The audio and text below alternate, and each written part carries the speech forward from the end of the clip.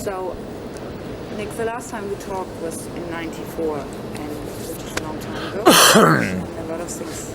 Do you actually mind taking your glasses off? You have such beautiful eyes. You do. All right, thanks. Go on. And Shucks. Gone all shy now. Go on. And Spit it out. well, you worked on the murder ballads back then. Yeah. And and you told me it was a side project.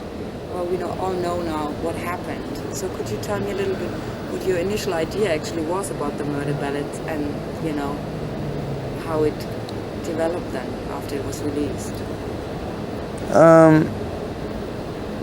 Yeah, I mean, it was.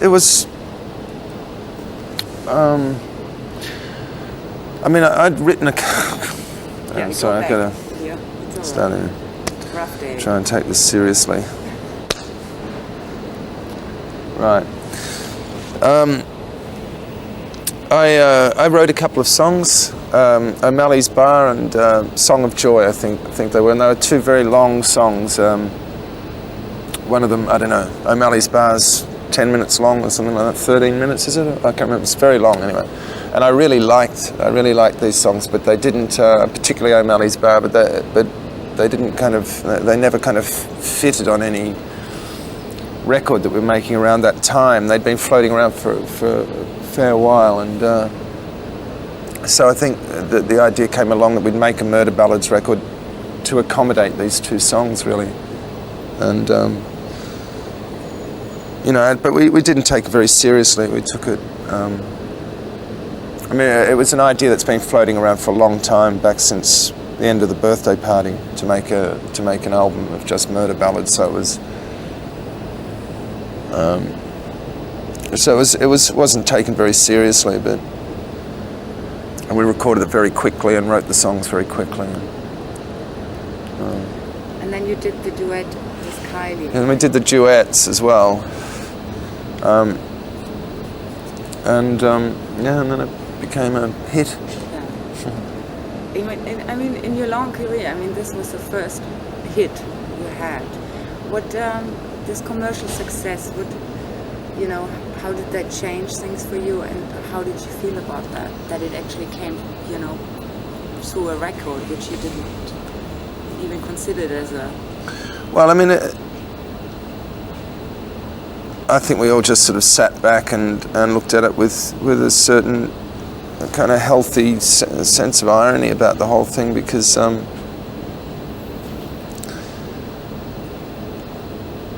I mean, because I think it would be fairly true to say that the people would have bought the album. A lot of people would have bought the album on the strength of the Kylie song, and the album isn't really like that at all.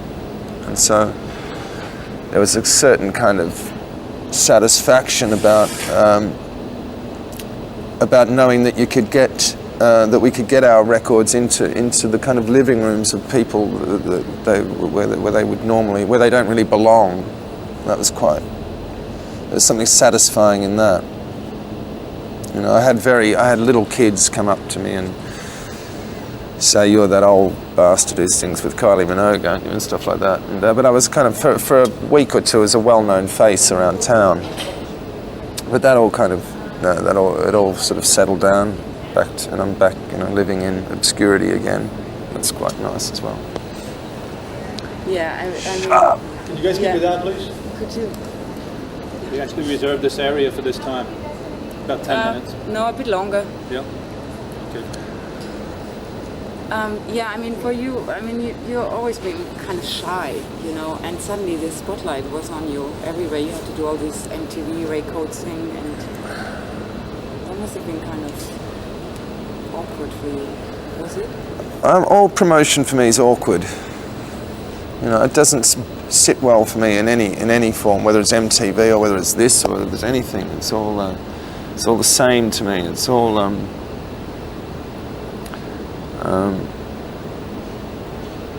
it's all talking about stuff that actually I'd rather not talk about, that I don't really think needs to be talked about. I don't really think it does anybody much good, me doing this sort of thing. But at the same time, I have a very kind of strong working relationship with my record company, and they give me absolute freedom to do whatever I like, and the band freedom to do whatever we want to do. And I think part of the kind of deal is that I do a certain amount of promotion. So that's kind of the way I look at it, or justify doing it, really. After the murder ballads, which were, you know, stories and narrative stories which had nothing to do with your life, and I don't know, but I mean, in a way, I thought you exercised in a way this kind of, you know, storytelling and your likes of murder stories and stuff, and I remember that at the same time you already wrote songs for the Boatman's Call.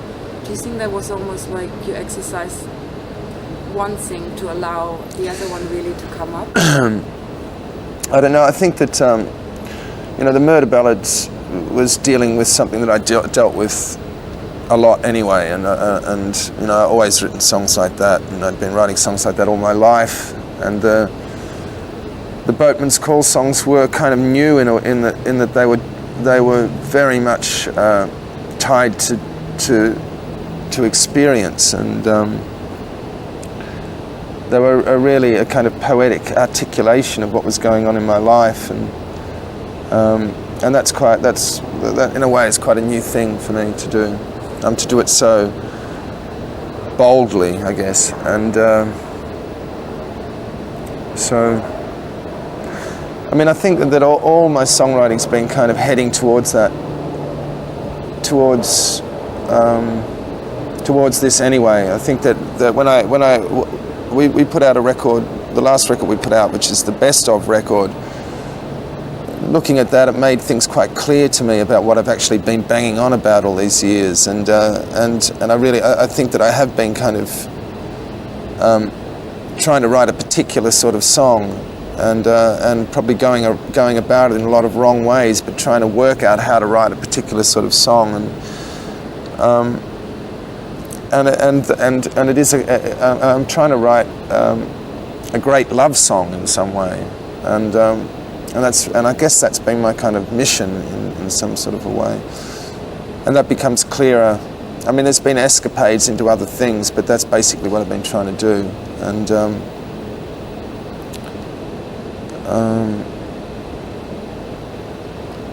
I mean, I think that it just becomes more and more so. The more I write, the more the new stuff that I've been writing is more along those lines as well. Really, I still have I still get a real kick out of writing aggressively and violently. I still have a real fondness for kind of violent language, and that always sort of pokes its head in my most tender of love songs, probably. But anyway, that's what I've been trying to do, I think. I mean, to me, The Boatman's Call was your most fearless and brave record in many ways. From the singing, because you couldn't hide, or you didn't hide behind a lot of instrumentation, and you carry all the songs basically with your voice, and also from the lyrics. And I can imagine, I mean, writing them and performing them, but then you have people like me who ask questions about it, and because they are so personal and so, fragile in a way. Well, the beautiful thing about songwriting, I think, is that I mean, to me, the great joy of songwriting is that I'm left with these songs. I mean, the relationships come and go, and relationships are very transitory sorts of things, and they come and go, and they lose their importance. And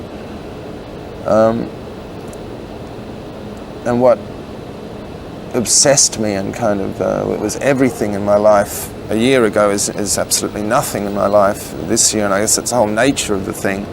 But what I get from it is the songs, and the songs are my way of kind of mythologizing my own past and kind of keeping a pulse running through my past, so that the songs themselves they're more real to me than the actual events themselves. So my kind of past in that way lives on through those songs, and I think that's the beauty of the whole thing to me.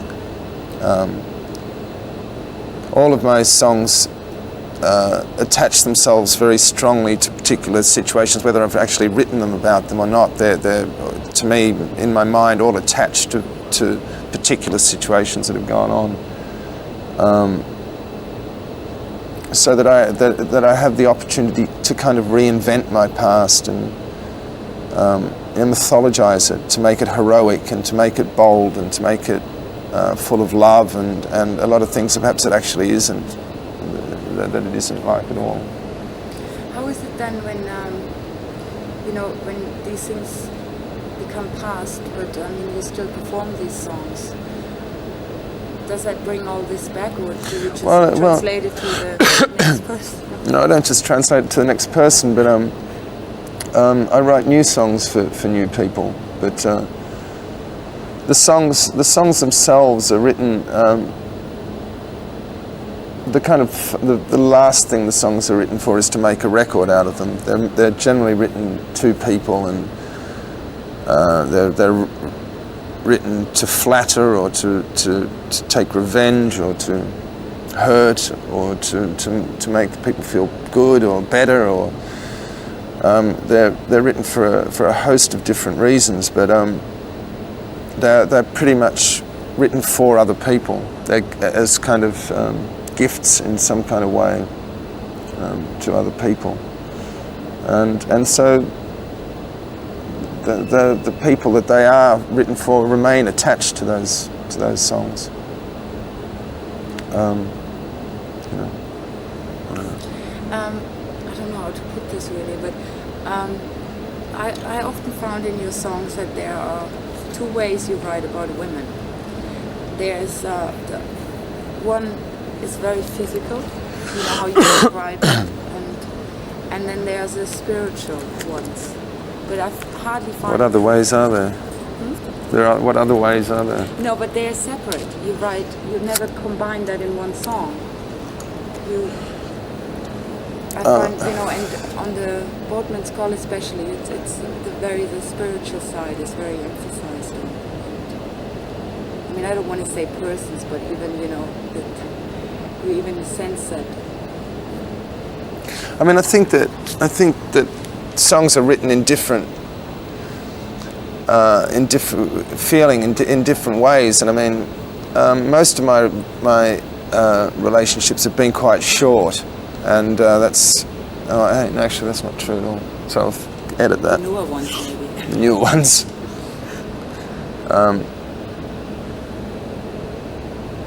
I don't know. I've forgotten the question. Do you see that in the past your description of women was always very physical? More certain features. You still do that, but somehow there's a very spiritual quality in the Boatman's Call, and maybe it's also that forgivingness and the. I think describing a woman's physicality or whatever, if that's a word, physicalness is a spiritual thing. I didn't mean it that way. I meant more the physicality of love. Not the. I don't know if that's a word actually. Shouldn't. Word, the physicality of. Yeah. I'm sorry, my English. That's my English isn't too good either sometimes. I don't know what you mean actually. Yeah, it's hard to describe, but it's just in a way to me always kind of separated the lust from the love. When I hardly find. I don't see any difference. I don't see any difference between the two, and I certainly don't think that sex is non-spiritual. I think it's quite the opposite. I think it's it's about as close to God as you can get, I would say, or it can be. It can be about as far away from it as well. Well, I totally agree on this one. God is something which I remember we talked a lot about this in the past, but you always kind of kept that a very personal thing. But on the last record, The Boatman's Call, I consider that your last record. I know there is a best Yeah. of, but that's a compilation. You speak very freely about that, more though than not so much in metaphors. I mean, really, and you also talked in interviews more about it. You know, so is that because you kind of sorted it out more for yourself and feel like you? Yeah, to a degree, and I think that it's become stronger, and I've become a little bit more clear about it. Not that much clearer, but a bit more clearer. And you're going to write about it now, right? For a book, you're writing a chapter. I've written quite a lot of stuff about that, actually. I've written the introduction to the Gospel According to Mark for a publishing company in Europe that's releasing the Bible in separate books. I got different people to write the introduction to it. I mean, I'm just a bit more. I just feel that I have a bit more authority to talk about that sort of stuff because my beliefs in that sort of things seem to have consolidated a bit more. They don't sort of waver around quite so much. When After the Boatman's Call was released, you were really proud of that record. And I mean, I know that from the past that usually right after the record comes out, you're always proud. And then I meet you 2 months later and you already start doubting. Has that lasted with that record? Oh no, I like this record a lot. I think it's a good record. And you also had you were uncertain where it would go from now because it is a change, you know. I mean, it is a beginning of something new for you, I think. And, yeah, I mean, I think I tend to sort of think that when I finish a record that's it, and I can't do anything better, and all that sort of stuff, and.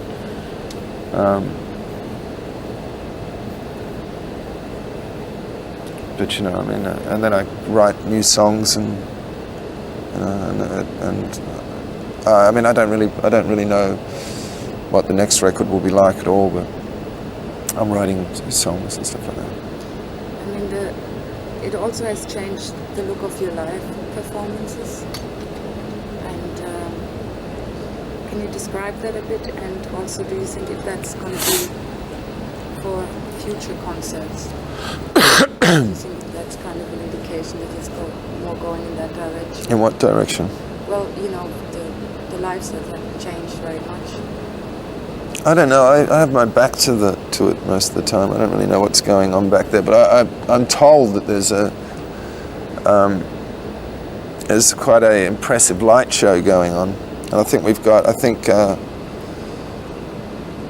I occasionally turn around and think, God, these lights look really good, which is something I've never done before. So that's quite nice.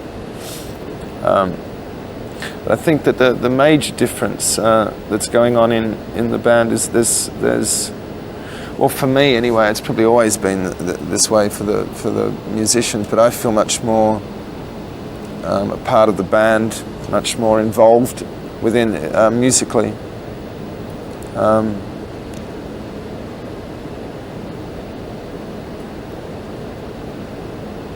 You know, so I think that's quite. It seems to be much more concentrated than before. Has your confidence?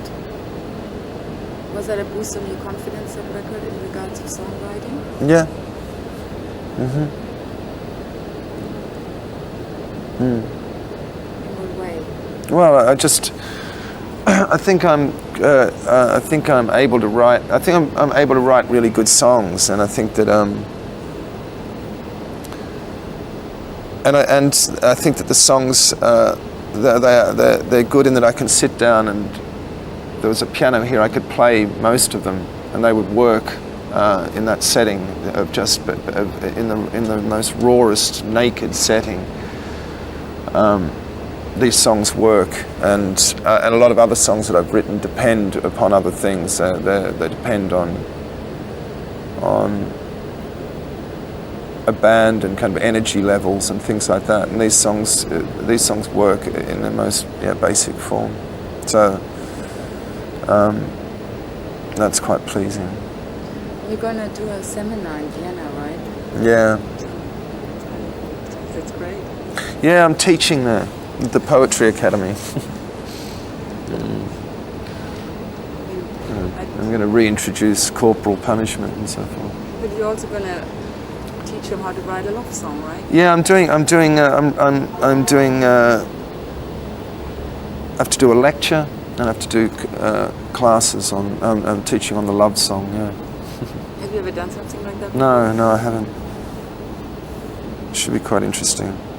Do you teach Luke the piano or an instrument? Not really, no.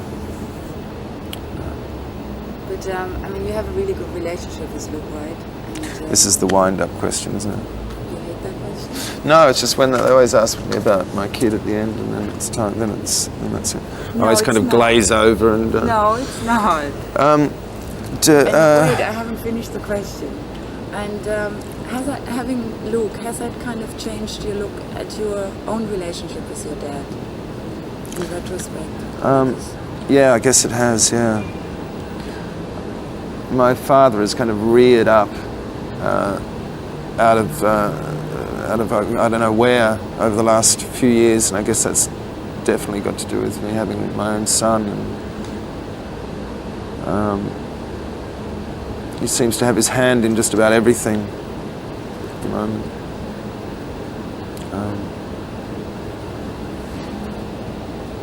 It doesn't seem to be anything that I can do that doesn't make me more and more like him at the moment. I'm even teaching now, for example. Teaching now. So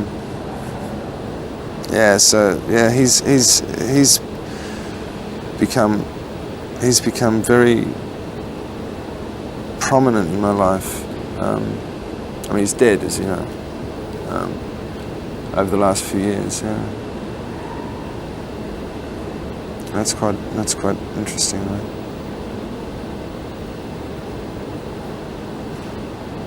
There you go. I knew it was the last. You get so silent when you talk about it. I have to kind of lean forward to understand. With Luke, having children is like, his love to you is kind of unconditional, I don't know. You'd have to ask him that. I don't know. People say it's unconditional, but I think there's quite a few conditions, actually. As long as I buy him lots of things and play with him all the time and look after him, yeah. But has that kind of, you always were never really happy with yourself as a person, but has that kind of changed through Luke's wish? Because I think you're a pretty good dad from it. I'm a good dad. I'm quite good. When I'm around, I'm really good. I spend a lot of time with him, actually. He lives, he lives half the time with me. And I seem to do that quite well. I seem to have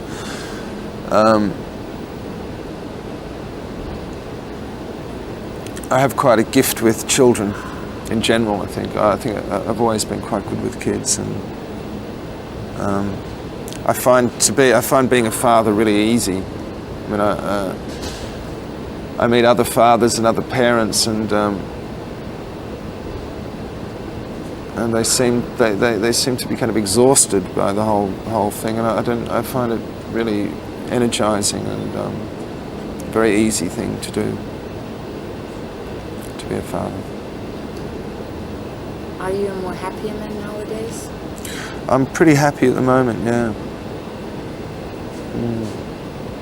Because Mick Harvey said in an interview that he thinks, that you're still kind of not really allowing to be calm and happy, that you always invite chaos into your life. Well, but I think that that's a necessary part of my life, and I think I will continue to do that. My pet theory at the moment is that I think that the creative sides of ourselves need a certain amount of, they particularly in what I'm doing, the place where it flourishes is in a state of kind of loss and longing about things. I find that that's where my creativity really comes out of. And if it isn't there, the creative needs within me create that, and it creates catastrophes in my life, in order that the creative side of me flourishes. I think that the creative side of me is also the most destructive side of me, and I don't really believe this. I don't really believe that you can get much of substance out of living a life that is content. And I know that might sound like a kind of hackneyed old theory about things, but I actually don't really think that being content with things creates much space for the challenges, the creative parts of us. So me, I'm quite happy to be sad or whatever. But actually, I'm very happy at the moment. Things are going really well. You look really For me, yeah. I don't know about that, but I'm healthy. I'm not particularly healthy, but I'm everything keeps going really well for me at the moment, and I'm not kind of wanting for anything. So in biblical terms, you're going from crucifixion to resurrection and back and forth.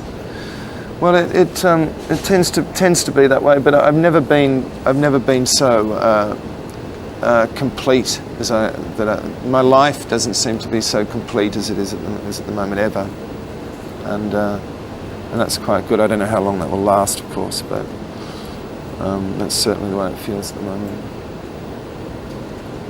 And on that note, one last thing: what is the next upcoming things for you?